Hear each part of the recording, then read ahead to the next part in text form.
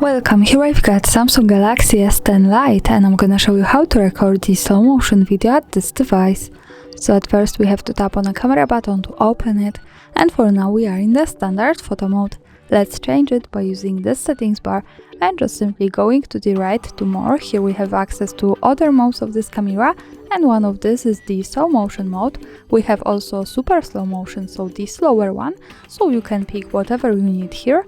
Now let me pick the standard slow motion to show you how it works, and here we are. As you can see, now we can start recording this kind of video by tapping on the shutter button, this peak here at the center.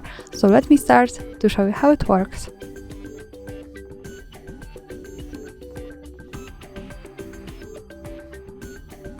And now let's stop by tapping on the shutter button once again. To see the video, let's move to the left one that follows us straight to the gallery.